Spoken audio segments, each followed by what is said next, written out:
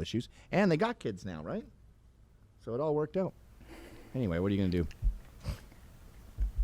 My best friend is dying. No, he's not dying. He's right here. You just owned him. No, what he meant was he was cutting me out of his contacts. Best friend is dying. So we were talking about Dostoevsky, I guess, and Oh, yes, I believe that was GML Season 4. Oh, I want to say Episode 162. I'm not sure. Yeah, Ryan was mentioning that he was reading Dostoevsky. I remember that. oh, you have the episodes memorized. Oh, yeah. Are you kidding me? I remember seeing this woman, a documentary about this woman who can never forget anything. And she's clinically depressed because what we do as humans is we cherry pick what memories we want to hold on to, and we just delete the shitty ones. So our lives are much better in our heads. And also with death and horrible things. Wow, she looks like exactly like the chick from Taxi. Had a name for it. Oh, So really? And it's so been really they something. studied you and they found other people like you. Yes. Well, they studied a woman by the name of Jill Price first, and people were saying, oh, there's a woman on television who has your memory. And then I found out from Leslie Stahl that she was offered the story and turned it down. Marilu Henner. Not that unusual. I have a friend, Mary Lou So Henner. get this. Her boyfriend, she's madly in love with, together for a long time, he dies. It's like he died yesterday. Oh, wow. She has the same pain. And get this. She used to love the show Happy Days. She watched every episode. She has them all memorized. So when they were doing the box set and writing up the little things for the little booklet, whatever that comes with it, they hired her. Oh, wow. And when they were doing the advertising, they hired her because they're like, what's the one where Chachi got dumped by Joni? And she's like, that was episode 136. It was shown Tuesday at 8 p.m. Oh, my It was God. rainy that day. Wait, that is her from Taxi. It is? Yeah. Actress and author Marilu Henner has an amazing ability. She can remember graphic details of almost every day of her life. Wow. And she's on the show Taxi. Unbelievable, right? That's a trip. Are you 100% positive? Because we may have with Moldy Locks. Yeah. Oh, and there might be other people with that same thing. It's kind of like a syndrome. Yeah. It sounds like it would be cool, but apparently it's hell. Look up Marilu Henner on Taxi. All right. That also starred Andy Kaufman. By the way, the email I'm trying to get to, there she is. Very attractive. Come on along and listen to the lullaby of Broadway. The hip-hop and ballyhoo. The lullaby of Broadway. The rumble of a subway Can you guys be at train. work? The rattle of A lot of downtime with taxi drivers. I just want to do my driving and then get home.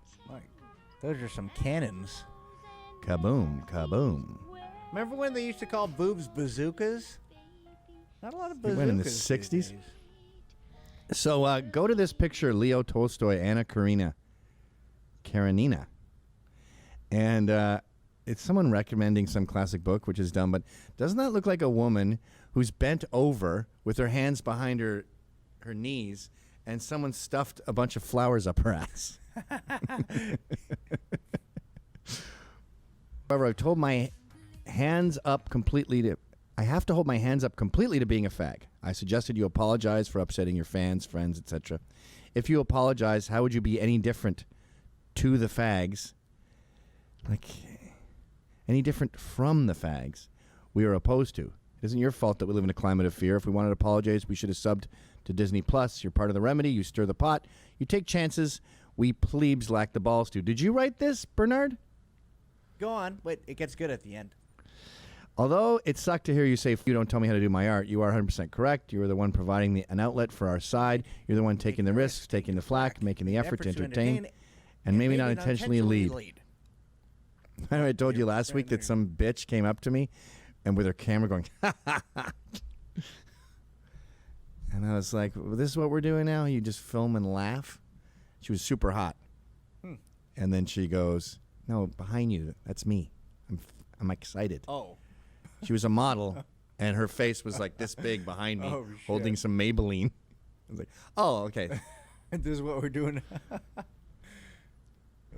And then she thought I was mad that I was in her picture. She goes, "You're not in the shot. I'm not. You're not." Whether your pranks land unanimously or not, we are either ride or die or not. Dictating rules on each other makes us equally as bad as cunts ruining our culture. If you ever get to return to the UK, need cheap, safe transport, my London black cab is your wagon. Not free though. You can't. I'm not that much of a fag. Regards, Coconut Cabbie. Yes. Wait, you're a British cab driver? No, I spend a lot of time there though, and I have local friends. But you have a black hack? You have a license to be a cabbie in London? I do. Yes, That's a very difficult license to get. Well, I traveled abroad. I'm kind of a military brat. You're welcome for my service. No, just kidding. Much my dad would say. And yes, but yeah, anytime that you're in jolly old, get you a ride. Like this. Step trap. Just like that. Shut up. FYI, I did talk to Ron Coleman about your SPL lawsuit. No, sorry. Hey, Gavin Fag. FYI, I did talk to Ron Coleman about your lawsuit with SPLC, and obviously he verified that it is still sitting on the judge's desk. I wanted to remind your viewers that they can reach most people on the right on Getter pretty easily. Taylor. P.S. I thought the prank was fantastic, but that's because I work with many other big fans of yours who are dumb as shit and fell for it when you fired Ryan. So this was even more hilarious. Dude, people fell for it when I invented a helmet that cuts your hair. Remember that one? Yes, episode, oh my gosh, I think that was season 2, episode 132? Again, folks at home, he's not a parody of you. He's a parody of just one of you. Yeah, I had my cousin asked me about it. My neighbors asked me about it. My neighbor, he's moved now to Florida, but he was in finance. He had a $5 million home. He paid $100,000 a year in property tax, which is why he moved to Florida.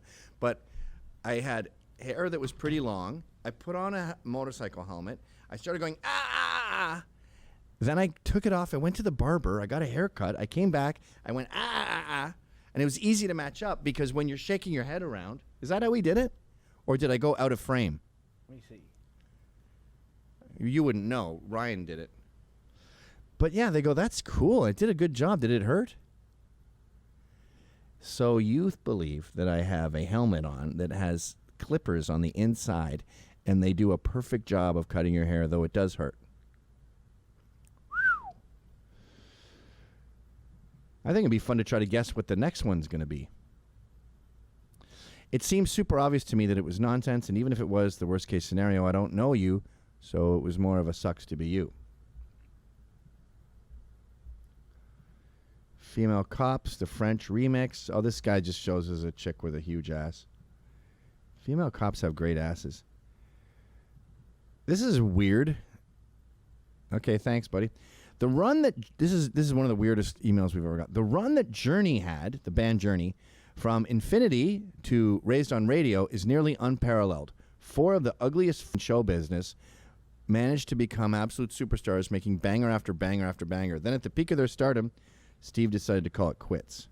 Well, Steve had his own career, and he did that, should have been gone, knowing how I made you feel, you been better off alone, ching, do. But his girlfriend, Sherry, Sherry. But then nothing else. And then Journey kept saying, can we go back on tour, please? Everyone loves Don't Stop Believin'. And he's like, no. So they said, okay, we're going to find the best cover band of Journey and just steal their singer. And they did, and he's Filipino, barely speaks English, but he can hit those notes. And they did a successful tour. And my wife went to see it. And at the end, the guy doesn't speak English very well, so as he's leaving the stage, he goes, okay, I hope you're happy. Not realizing that that means something sucked, and you didn't want to do it. Like, don't tell me to come over and bake you a cake, and then you make me do it, and the cake explodes, and I go, I hope you're happy. You got your cake. In my opinion, Steve had the best voice of the 80s. No doubt in my mind. He's sending me a letter about a singer in the 80s who he doesn't think was handsome, but was a good singer. Even if his vocal cords were all off, he could have had them play just a few steps down to make it a hospitable singing environment for him, but no. That is a gracious, aging rocker. No cash grabs, no reunion tours, except for that one in 95, but I don't think they toured. Just his legacy. Dude, Journey suck. They're a joke. How can you like Journey? Actually, Journey are so shitty that they're fun. And you sing Don't Stop Believin' at karaoke because it's fun, because they're so corny. Don't Stop Believing? Are you kidding me? I thought he left because his wife was dying and then died. Because then he came out with a song afterwards. So it's not. Maybe that was the excuse, so he could stay in private.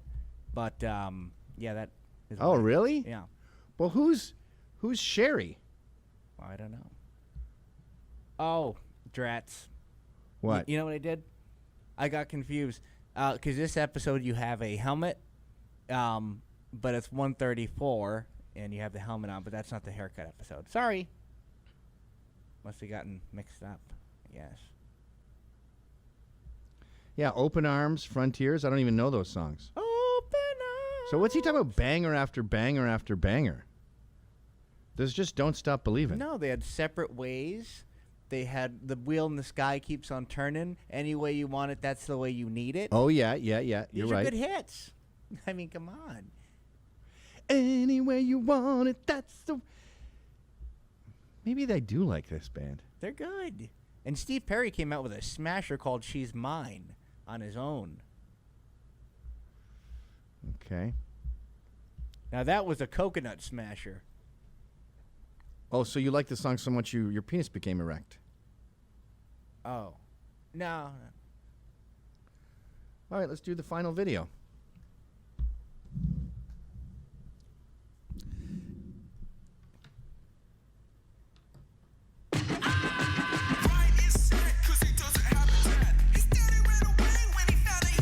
Wait, can I... Sir? Why did you stop that? I've always wanted to do that. The mouth thing. Can I try it? Yes. All right, we could even try it at the same time. Okay. We're both doing it? What? Are we both doing it or just you? Oh, let's both do it. Okay. I'll even come in tight. Here we go. Ah, that's nice. All right.